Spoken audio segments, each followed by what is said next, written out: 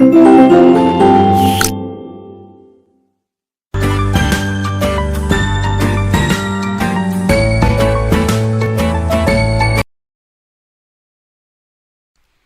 students, today we are here to discuss our chapter number 2 and the name of the chapter is Understanding Secularism. Okay, so secularism generally refers to the separation of religious from the state. Secularism का मतलब होता है कि जब धर्मों का separation होता है, ठीक है, अलग अलग धर्म का मतलब अलग अलग धर्म होते हैं, वो आपका सेकुलरिज्म कहलाता है.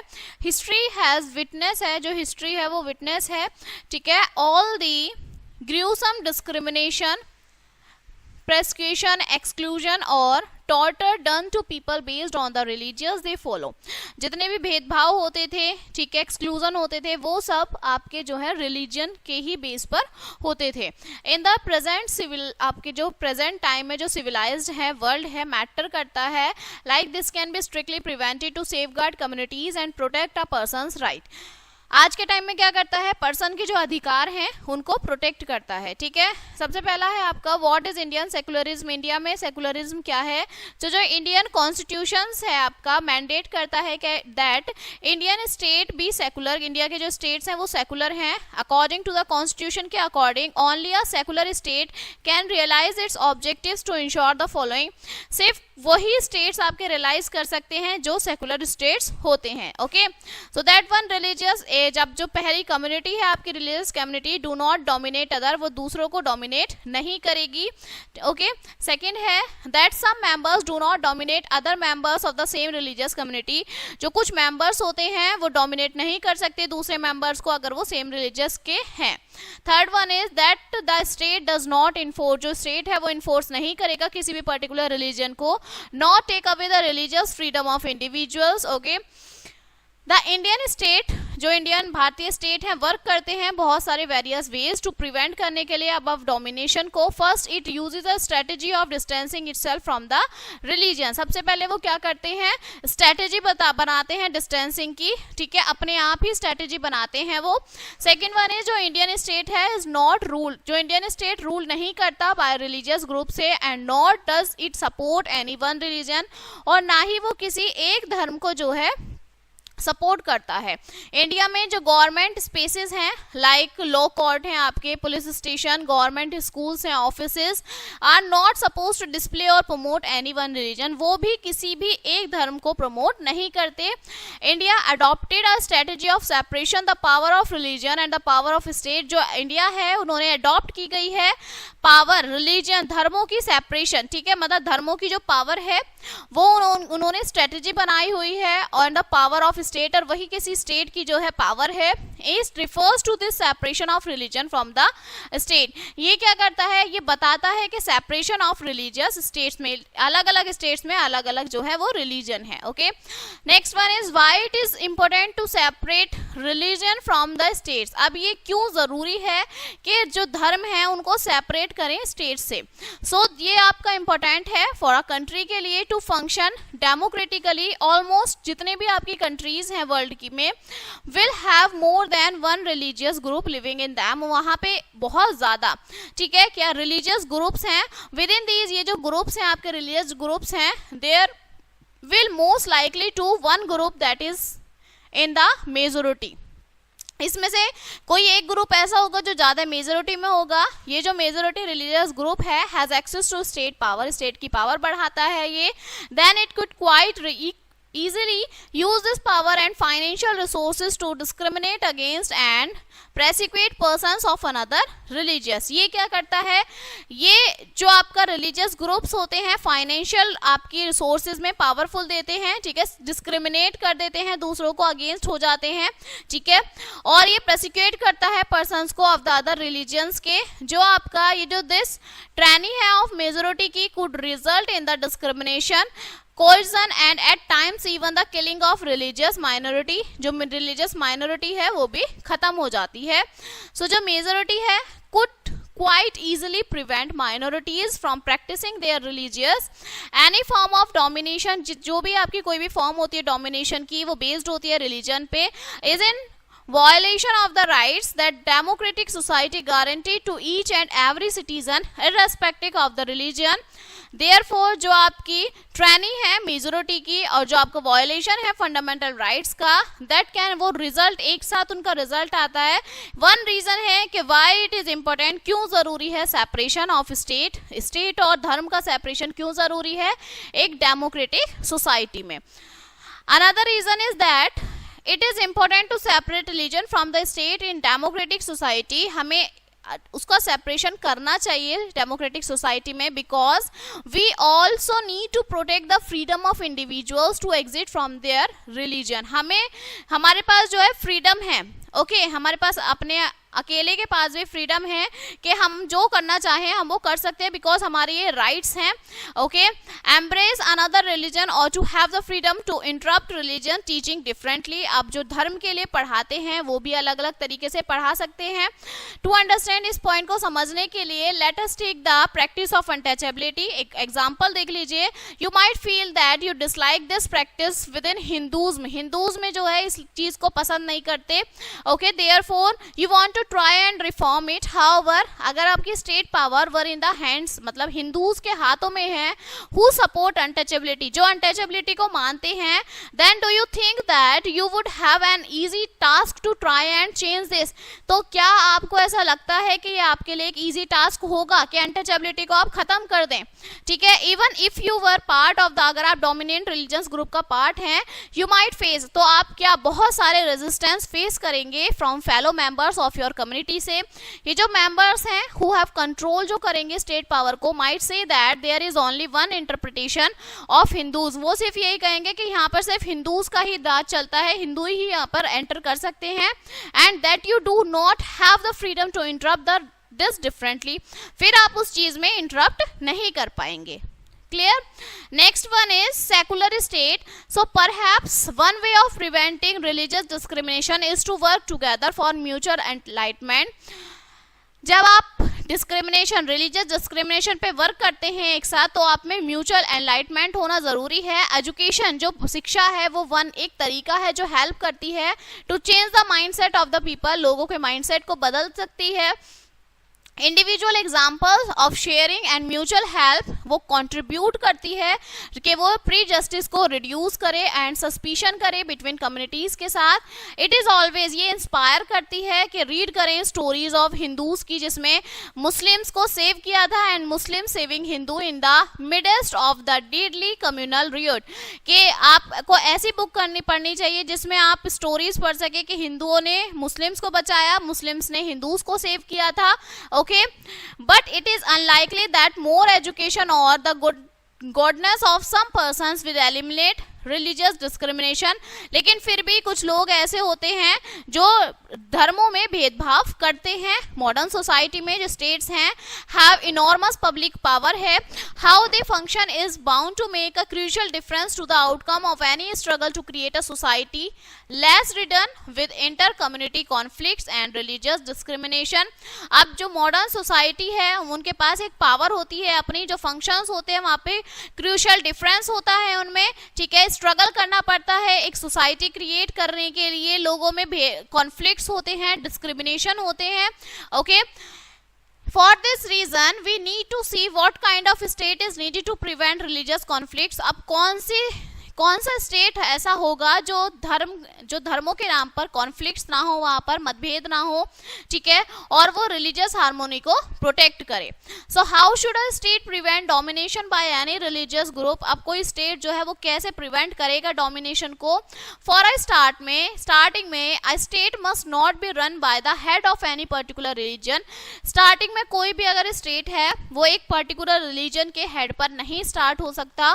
स्टेट गवर्न करे directly by the priestly order, जिसे आप थियोक्रेटिक बोलें। सो थियोक्रेटिक स्टेट्स जैसे आप पेपल स्टेट आपका यूरोप में है मिडिवल टाइम से, और in recent times the Taliban control state lacking separation है बिटवीन रिलीजियस और पॉलिटिकल इंस्टीट्यूशंस में, जिसे आप are known as for the hierarchy के लिए आप बोलते हैं, ठीक है, जाना जाता है।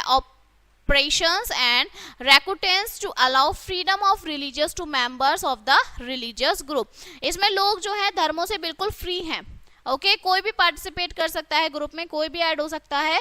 इफ वी वैल्यू पीस, अगर हम शांति, फ्रीडम और इक्वालिटी चाहते हैं, सो जो रिलीजियस इंस्टीट्यूशंस और जो स्टेट इंस्टीट्यूशंस हैं वो अलग अलग होने चाहिए। Clear? Next one is let us look at very different kind of secularism practice in Turkey. अब जो टर्की है वहां पर अलग तरीके का सेकुलरिज्म जो है देखने को मिलता है। In first half of the 20th century, जो 20th सेंचुरी का आधा हाफ था, ये जो सेकुलरिज्म है was not about principle distance पे ये नहीं है ओके फ्रॉम ऑर्गेनाइज्ड रिलीजन।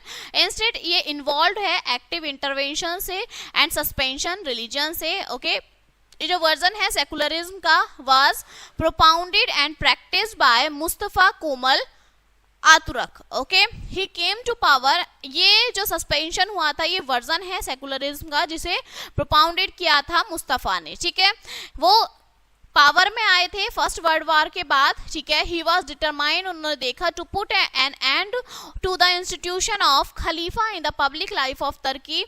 अतारुक ने कन्विंस्ड किया that only a clear break with tradition thinking में ब्रेक लगाया जाए और जो एक्सप्रेशंस हैं could elevate Turkey from the sorry state it was that. उन्होंने he set out in an aggressive manner to modernise किया और सेकुलराइज किया टर्की को। अतारुक ने चेंज किया उनका खुद का name from Mustafa camel Pasha से केमल। ओके जो मुस्तफा थे उन्होंने अपना नेम भी चेंज कर लिया था, केमल आतरुक ले रखा, और जो आपका आतरुक ने ट्रांसलेट था वो था फादर ऑफ टर्क्स। ठीक है आतरुक का मतलब ही ये था कि तर्क के पिता। The phase a traditional cap उन्होंने वॉर्न की बाय मुस्लिम से was ban by the hat law उन्होंने बिल्कुल बैन कर दिया था। वेस्टर्न क्लोथ जो कपड़े होते हैं उन्होंने उनको एनकरेज किया फॉर मैंस एंड वुमेन्स के लिए। द वेस्टर्न आपके वेस्टर्न में ग्रोनिया कैलेंडर को रिप्लेस कर दिया ट्रेडिशनल टर्किश कैलेंडर से। 1928 में एक new Turkish alphabet in the modified Latin form was adopted. Can you imagine a secularism that does not give you the freedom to keep the name you are identified with, wear the dress you are used to, change the language you communicate in? तो आप imagine कर सकते हैं कि secularism में धर्म ही परिवर्तित कर दिया हो। ठीक है ड्रेसिंग सेंस बदल दिया, लैंग्वेज तक चेंज कर दी थी इन्होंने। ठीक है in what ways do you think Ataturk secularism is different from Indian secularism? जो आपके आतरुक थे ये जो सेकुलरिज्म का इनका ये डिफरेंट सेकुलरिज्म था। ठीक है now the Indian model, so things on which he was always fame and of secularism compromising. देखो जो आपका आप सोचिए कि हमेशा ही was always fames of secularism and uncompromising. Secularism जो था फॉर हिम इनका मतलब ही इनके लिए था कि कंप्लीट करें opposition to the communalism of something. It is said that Indian all kinds, India में सभी तरीके के लोग रहते हैं, सभी धर्मों के लोग रहते हैं। ओके सो सेकुलरिज्म करना यहाँ पर थोड़ा कॉम्प्रोमाइजिंग के थ्रू हो सकता है। नेहरू जो थे वॉज पर्टिकुलरली सर्व किया उन्होंने सेकुलर में इज एन इमिटेशन थी फॉर हिज क्रिटिसिज्म के लिए ऑफ द कम्युनलिज्म में of the western secularism. But जो मेजर आपकी मेजोरिटी कम्युनिटी थी उन्होंने पोज किया a thread careful reading of our national unity को समझा, उन्होंने उसको पढ़ा। Secularism for him was constitution, उनके लिए सेकुलरिज्म एक कॉन्स्टिट्यूशन था।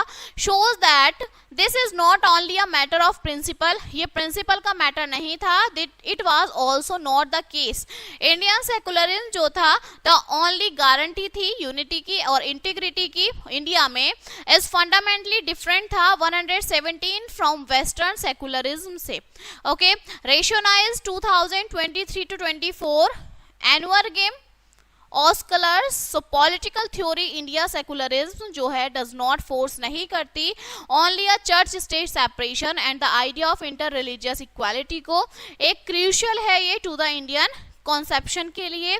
सो लेट अस एलोबरेट कर दीजिए आप इसको further. What makes Indian secularism distinctive? अब इंडियन सेकुलरिज्म को क्या डिस्टिंक्ट करता है? फॉर अ स्टेट में ये अरोज करता है in the context to deep religious diversity, जो प्रेडिएट करता है the event of western modern ideas को एंड नेशनलिज्म को। There was already a culture है इंटर रिलीजियस टॉलरेंस इंडिया में।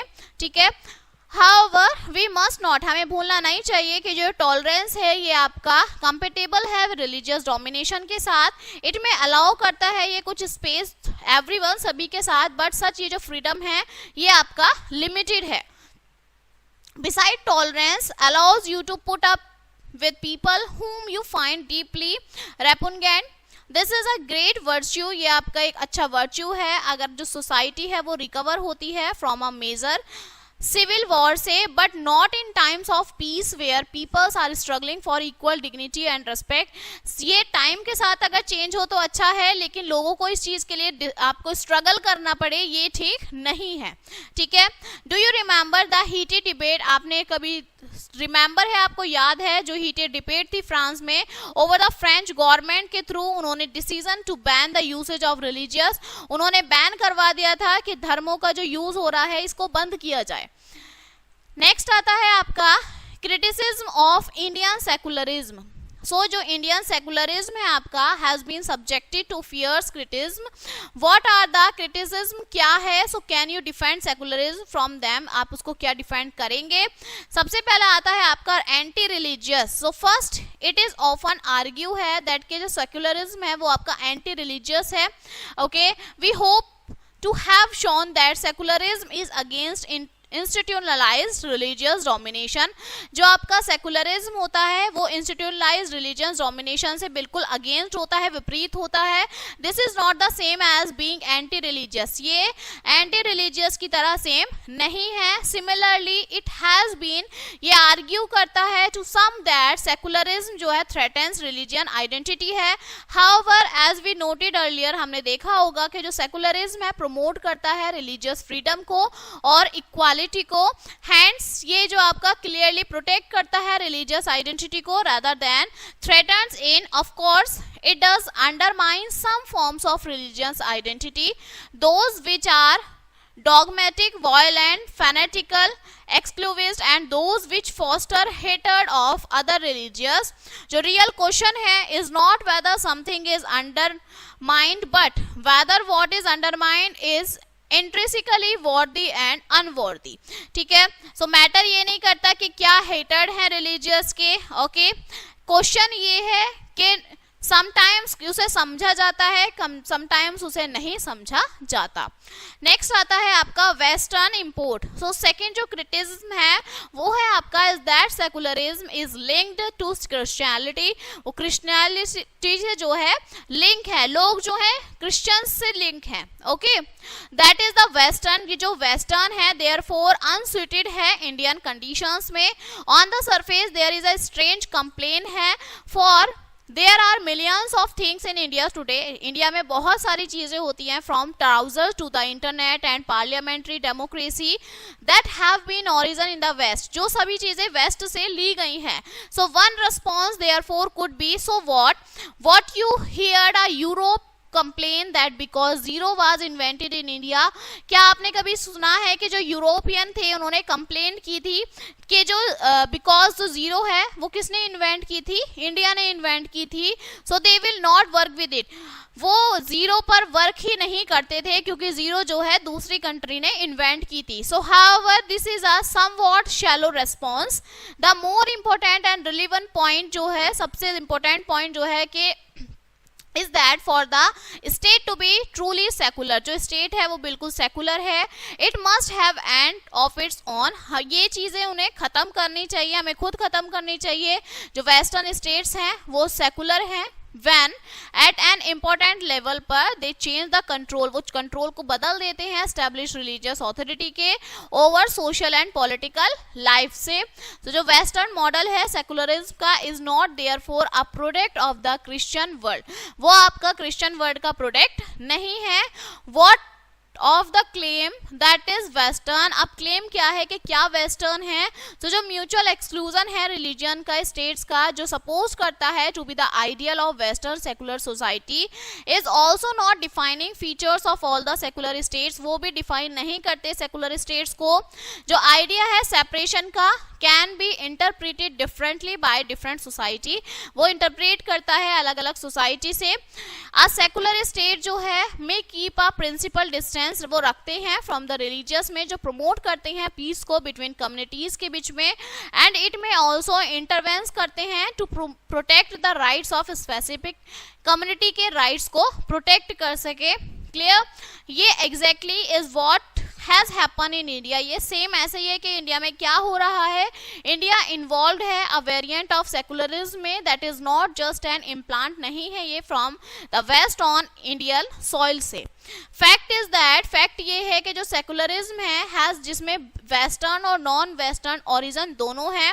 इन द वेस्ट में it was the church state separation है, जो आपका central and in the countries जैसे India में है। जो आइडिया है पीसफुल आपका को एग्जिस्टेंस का डिफरेंट रिलीजन कम्युनिटी का हैज बीन इंपॉर्टेंट, ये ज्यादा जरूरी है। Next one is minoritism. सो माइनॉरिटीज्म क्या है? अ थर्ड एक्यूशन है आपका अगेंस्ट सेकुलरिज्म के through, is a charge of minoritism. It is true that, जो ये सच है कि जो इंडियन सेकुलरिज्म है वो एडवोकेट्स माइनॉरिटी राइट्स हैं। सो दैट द क्वेश्चन क्या है आपका, इज दिस जस्टिफाइड, क्या ये जस्टिफाई करता है? कंसीडर करिए 4 एडल्ट्स हैं एक कंपार्टमेंट में of the train travelling at the fastest speed imaginary. जो आपकी ट्रेन है वो फास्टली ट्रेवल करती है। इन द मिडिल जर्नी के बीच में one of the 4 passenger express are desire to smoke, उन्होंने स्मोक करने की उन्हें डिजायर हुई। सेकेंड ने कंप्लेन की कि he can not bear cigarette smoke, कि वो सिगरेट स्मोक नहीं कर सकते। अदर 2 पैसेंजर्स ने, उन्होंने भी स्मोक किया। To say nothing, clearly there is a conflict, तो उसमें क्या हुआ, उन लोगों के बीच में कॉन्फ्लिक्ट्स हुए हेयर बिटवीन 2 पैसेंजर्स के बीच में। So a suggestion is made that it be resolve by vote. अब ये सजेशन क्या हुआ कि भाई वोट करके हम इसका सॉल्यूशन निकालेंगे।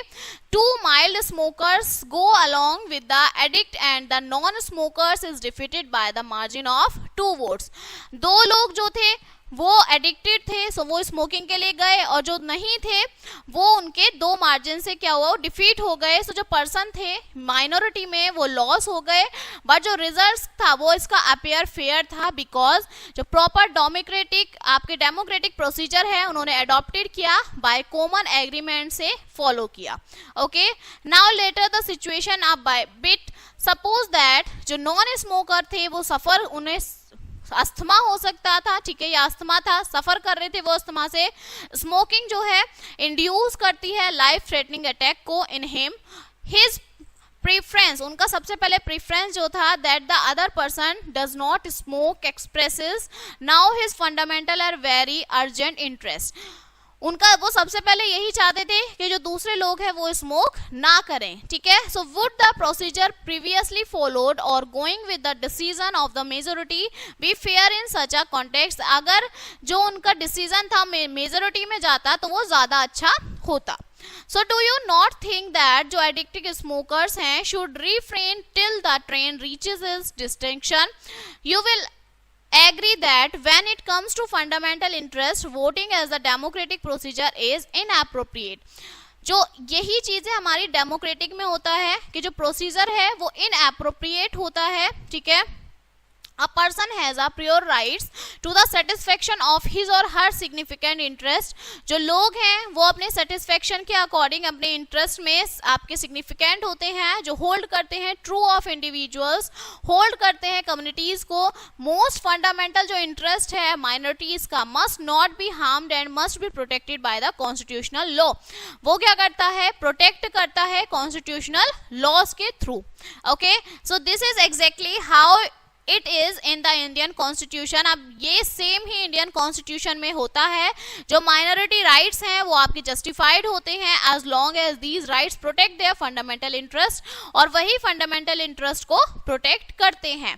Clear? So at this point, इस पॉइंट पे someone might still say that, जो कोई अगर कह देता है कि जो माइनॉरिटी राइट्स हैं वो स्पेशल प्रिविलेजेस हैं which come with some cost of to others, जो सिर्फ कभी आएंगे एक इंपॉर्टेंट कोस्ट पे आएंगे जब उनकी जरूरत होगी तभी आ सकते हैं। Why then should such special privilege be given?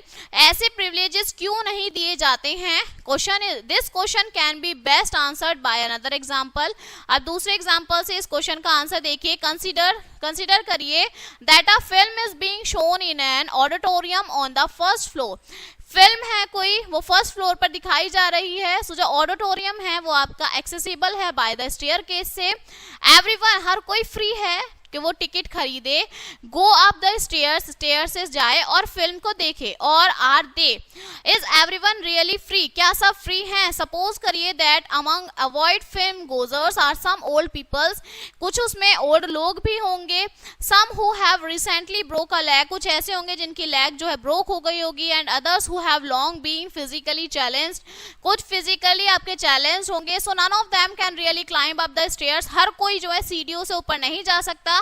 सो क्या आप सोचते हैं, do you think it would be wrong if a lift और a ramp was provided for people in a wheel chairs? तो क्या आप ऐसा सोच सकते हैं कि लिफ्ट लगाना या रैंप लगाना गलत है? जो लोग जो है व्हील चेयर से जा सकते हैं वो स्टेयर से कैसे जाएंगे? Clear? So doing so enables them to achieve exactly what others routinely proceed through the staircase. Yet ये जो ग्रुप है, this group in minority needs a different mode of getting to the first floor. जो कम minority का group होगा वो कहाँ चला जाएगा, उनका डिफरेंट मोड होगा, वो फर्स्ट फ्लोर पे चले जाएंगे। In all spaces are structured in such a way that they suit only young able bodies person. They some category of person will forever be excluded for a simple benefit such as watching a film. उन्होंने auditorium को fix ही इसी तरह से क्या है कि सिर्फ उसमें यंग लोग जाएं, ठीक है, जो एबल हैं, जो जा सकते हैं, वही लोग जो हैं मूवी देखने जाएं। To make a separate arrangement के लिए, सेपरेट अरेंजमेंट के लिए is not to accord them any special treatment. जो लोग जा नहीं सकते ओल्ड, उनके लिए कोई अलग से अरेंजमेंट नहीं है। It is to treat them with the same respect and dignity which all others being treated. अब इसमें क्या है, हमें सबको सेम ही ट्रीट करना चाहिए, चाहे वो जा सकते हैं चाहे वो नहीं जा सकते, ठीक है। तो सभी लोगों के साथ सेम ही आपका ट्रीटमेंट होना चाहिए। तो लेसन आपका क्या देता है, the lesson is that minority rights, जो आपके राइट्स होते हैं, needs not to be not should be viewed as special privileges. जो माइनॉरिटी राइट्स हैं उनको ज़्यादा प्रिविलेज हमें नहीं देना चाहिए। Next one is interventionist. So जो आपके फोर्थ क्रिटिज्म है वो आपका क्लेम करता है कि जो सेकुलरिज्म है आपका वो क्योरेसिव है and that is interfere excessively with the religious freedom of communities.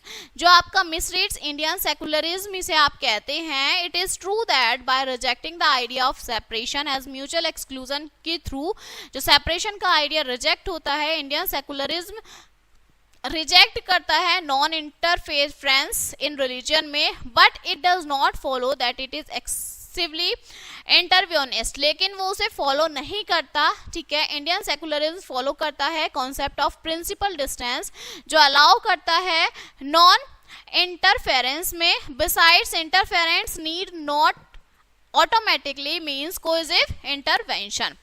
It is of course true, ये सही है कि जो इंडियन सेकुलरिज्म है परमिट करता है स्टेट सपोर्टेड रिलीजियस रिफॉर्म्स को, but this should not be equated, ये इक्वेटेड नहीं है with the change imposed for the above with coercive intervention, but it might be argued, इसमें आर्ग्यूमेंट है, does it do this constantly consistently? So why have personal laws of all the religion communities have been reformed? जो personal laws हैं वो क्यों reformed होते हैं?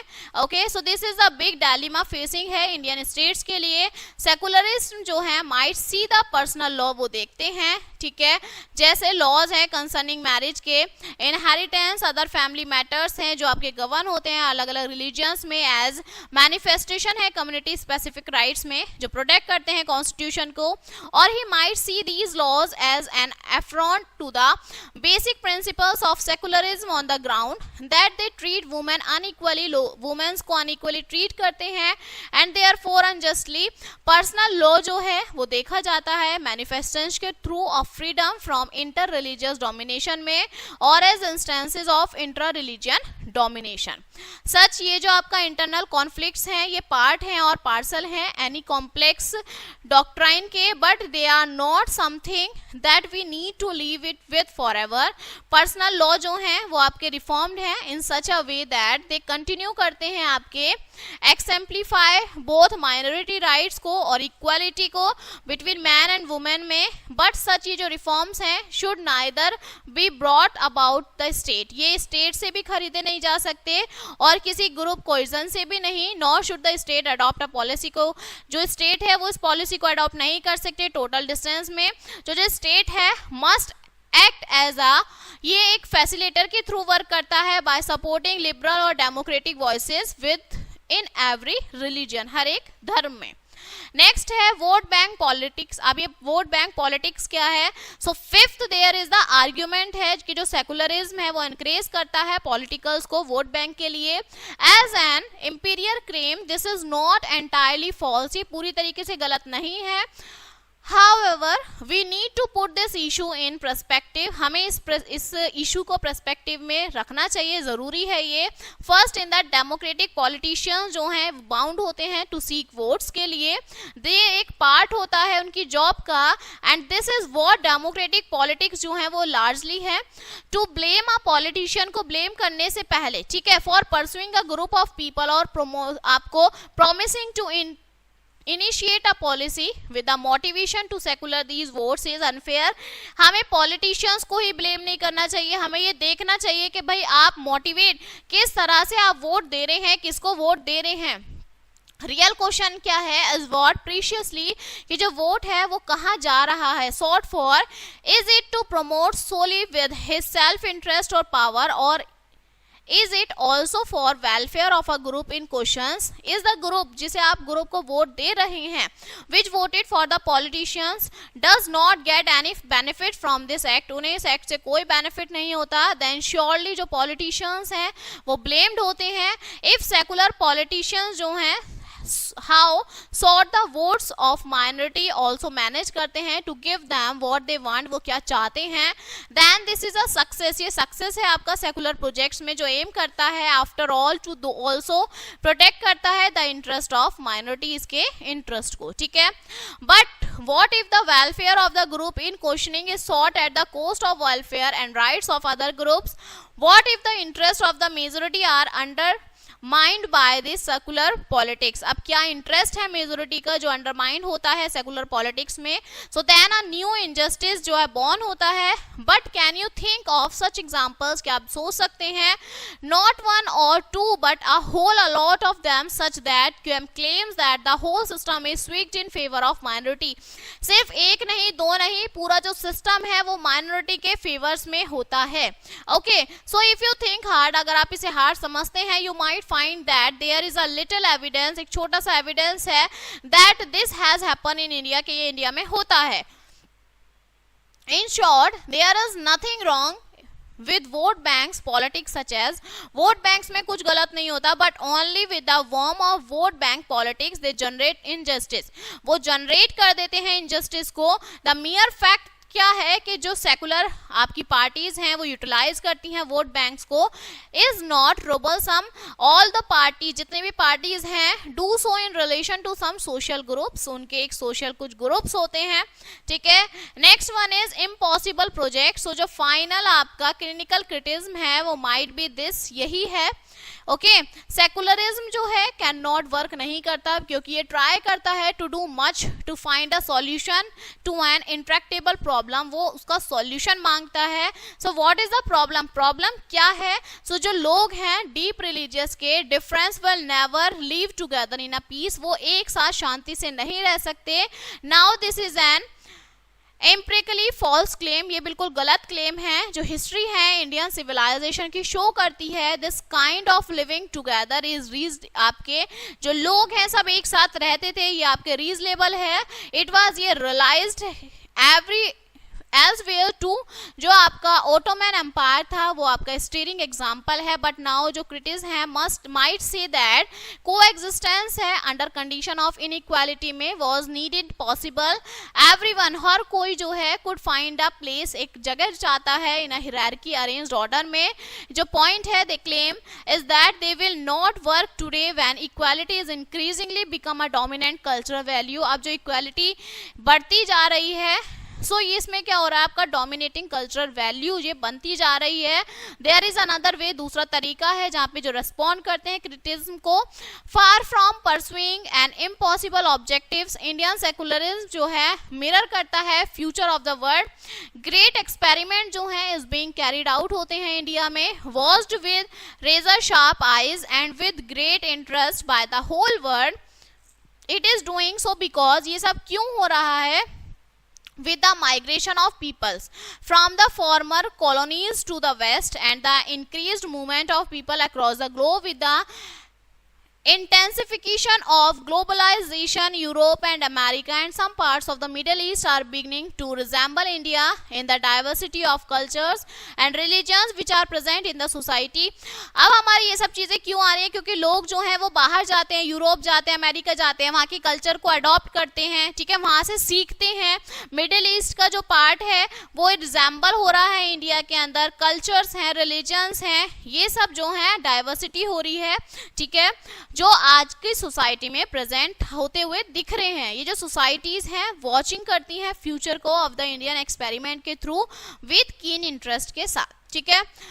So how Indian secularism, Indian जो secularism है वो किस तरीके से डिफरेंट है from that of other democratic country से.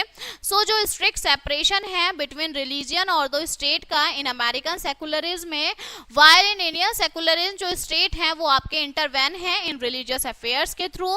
सो जो इंडियन कॉन्स्टिट्यूशन है वो गारंटीड है फंडामेंटल राइट जो बेस्ड होते हैं सेकुलर प्रिंसिपल्स पर, ठीक है.